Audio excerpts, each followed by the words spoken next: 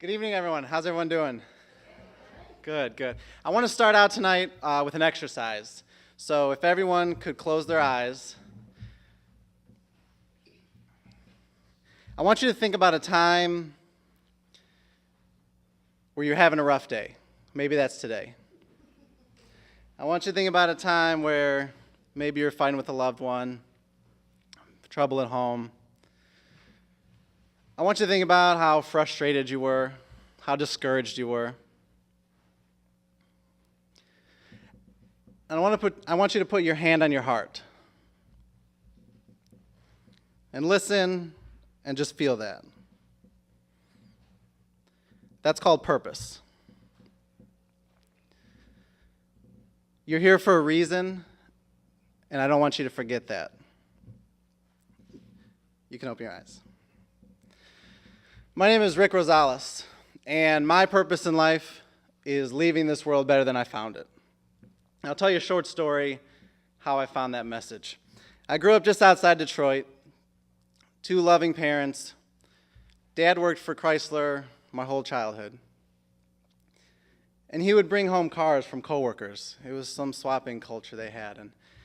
And he'd come home with a van if we needed to move, or a pickup truck if we needed that, or if they needed one of our vehicles, we'd swap out. And I think I've driven every Chrysler car they make. Jeep, Viper, you name it, it's been in my driveway and we've driven it. So he would bring these home, we'd ride them for the weekend, the week, or whatnot. And before he gave them back, we'd be in the driveway and he'd sit there cleaning the car out. And I don't mean clean, I mean detail. The car was spotless. He'd vacuum it, he'd wash it, and I would kind of stand off to the side and I'd watch like a good son. Now I'm a certified flashlight holder, so there were no flashlights. So I watched, I supervised. And then eventually I asked him, Dad, why are you spending so much time cleaning other people's cars if you're just going to return them? We're not even going to get to enjoy this spotless vehicle. And he looked at me and he said, well, son, you always leave something better than you found it. And that message just kind of carried with me throughout my adulthood. I'm the community liaison at the Indianapolis Reentry educational facility right here on the Near East Side. I also do community outreach for the Humane Society at our Animal Welfare Center on the Near West Side. When I tell people I work in prison, first thing they say is, so, are you a guard? First of all, it's a correctional officer.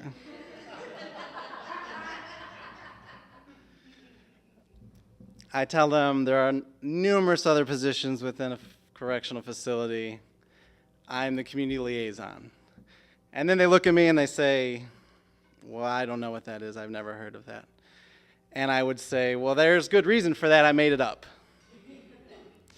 I made it up because I wanted a title more suited to my position. I wanted people to think when they heard community liaison of a community center or a nonprofit, not of a correctional facility. The work I do at IREF is with volunteers and volunteer programming. We have a great network, and volunteers, they'll come to me and they'll say, I want to volunteer. I want to help these guys before they get out. I don't know what you need. I don't know where to start. You tell me. So I'll bring them in. I'll show them the facility. Maybe they want to do a faith-based class. Maybe they want a character-based class. Maybe they want a mentor. But I train them because I want them to know that this isn't a prison. This is a reentry facility. We have free movement. We have civilian clothes. Officers don't have uniforms. We don't have weapons. This is a facility unlike any facility in the country and rivals facilities around the world. And I want them to embrace that reentry culture. I want them to have the same passion I do to help these guys before they get out. And then I want them to know that this is a prison. I want them to know that safety and security is our #1 concern, that they have an enjoyable experience, that they don't forget that while it's a prison, while it's a reentry facility, it's still a secured facility. There are still guys there that are very manipulative, that have a criminal mindset, and that are getting ready to come out and do the same crimes. And we help them all the same. But I want them to appreciate where they are. We have programming, we have guys that come in, volunteers that come in and knit with the guys. We have a resume workshop. We do mock interviewing. We have programming, very unconventional programming. So I work with these volunteers. I get them trained. The other aspect of my position is I take guys out into the community to volunteer. People will say, you take murderers and drug abusers out into the community? Labels. Society loves labels. If I call you a criminal, then you don't have a family, you don't have loved ones, you don't have passions, you don't have fears, you're a thing, you're an adjective, you're a criminal. I don't see it that way. I don't see a murderer. I see someone who grew up, was a track star, was battling some demons inside him, had no outlet, very conservative town. One day he took that rage within him and he projected it outside, and he committed a heinous crime. I don't see a drug abuser. I see someone that grew up from foster home to foster home, never finding stability, never finding that person who would say, I love you unconditionally, I'll never leave you. That kind of turmoil drove him to drugs and eventually crime. That's who I see. So I take guys out in the community. Oh, so you like pick up trash on the highway? Well, no. Well, yes, we do that too. But we go out to schools. So you take these murderers and drug abusers out to schools? Well, we have what's called a straight talk program. It's not a scared straight program. The guys go out to communities all over the state and they talk to schools. We've been as far north as Ball State. We've been as far south as Brown County, and we've been as far east as Pendleton and the west side of Indianapolis. We go everywhere. There's a need, there's an audience where my guys can deliver a message. So a couple weeks ago, I took 4 guys out to Ben Davis 9th grade center as part of their violence and drug awareness program. I took out that same drug abuser who'd been shuffled through the foster care program. I took out a gangbanger who ran the streets of Chicago. I took out a guy who spent most of his life being exposed to violence, and that carried over until his adulthood. And I took a guy who'd been in and out of prison since 1990.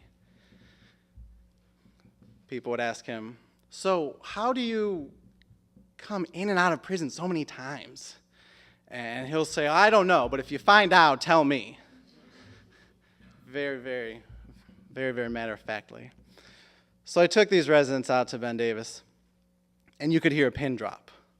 These Ben Davis students who were, I assume, pretty rambunctious during the day, silence, hanging on their every word. These residents told their story: violence, gangbanging, drugs, broken homes, abuse, honesty, redemption. They told the students their stories. Afterwards, the students would come up, and some of them crying, my mom committed suicide, my dad attempted suicide, my uncle's locked up, my cousin is getting involved in gangs. Help, help, help, help. My residents, they provided the best advice they could. Talk to somebody. Talk to a parent. Talk to a counselor. Talk to a teacher. Talk to anybody. Don't bottle it up. Don't act out. Don't do what I did. The third day, so 2 days, 1,900 students. The third day was with the parents and the students. And we got back that third day, and we were getting out of the van. I told those residents, you 4 made more of an impact on more people incarcerated than most people do their entire lives. Think about that. And they did. Their response was overwhelming, extremely therapeutic. They loved going out and talking to the students. They got more out of it than the students did, they would tell me. It was life-changing. Rosales, I found my passion. Rosales, I love talking to the students. Rosales, I've been taking and taking and taking and hurting and hurting and hurting. And finally, while still incarcerated, finally, I had the opportunity to give, to be positive. When I think of leadership, I don't think it's necessarily you're the one giving the speech. You're not the center of attention. Sometimes it's about empowering and inspiring others. So when I took those residents out, I provided them an opportunity. I inspired them. I feel like I'm the commander of an army of hundreds of volunteers and inspirational people who just need a chance, who just need someone to believe in them, probably for the first time in their lives. And I get to provide that opportunity. I get to be that leader. I get to stand and watch them inspire others.